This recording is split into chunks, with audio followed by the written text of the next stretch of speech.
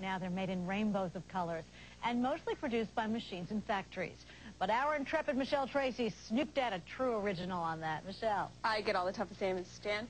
A family who still makes canes the old-fashioned way. So many of us have these confections hanging on our tree, but did you ever stop to wonder how they come to be? We visit a real candy man and his family.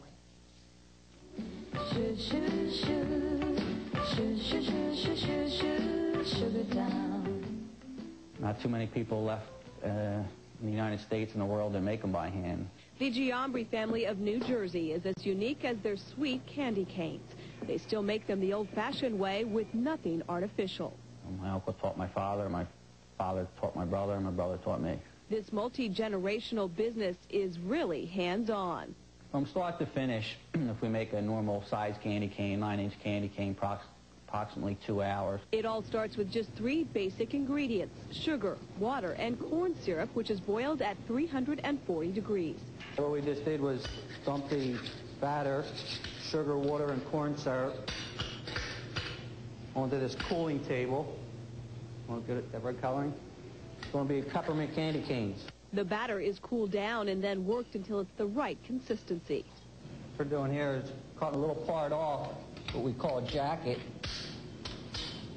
What this does, we put it on the outside of the white part and keeps candy cane shiny. And then it's time to strike. The red and white blobs of candy are rolled in this huge machine into one giant candy cane. Make from a 9-inch candy cane up to a 10-foot.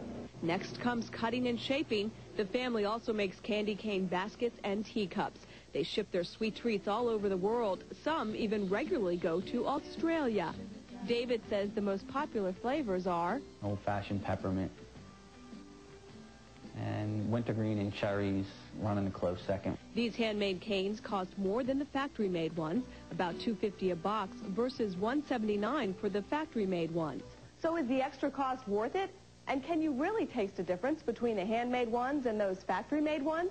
Well, for those answers, we came here to the experts, kids, 4th graders at Lowell School in Teaneck, New Jersey.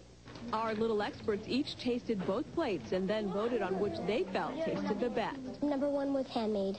Why do you think that? Because it's not too sweet. I like number 2 because I just like the flavor. Plate number 1 had the handmade canes, and plate number 2 had the artificial ones. Those savvy kids guessed which ones were the handmade candy canes, and Jan, they even preferred the real ones to the artificial ones 10-1. They have taste. We tried them, and we agreed, too. It's definitely a difference. I have to wonder why it's even in that shape in the first place. Apparently, it's not just to hang on your tree to make them easier to stay on the branches. It actually is a religious creation that symbolizes a shepherd's staff from Old Town Bethlehem. Very interesting. Who knew that's how they were made? So look at your canes in a whole new light. All right. Thanks, Michelle. Sweet assignment.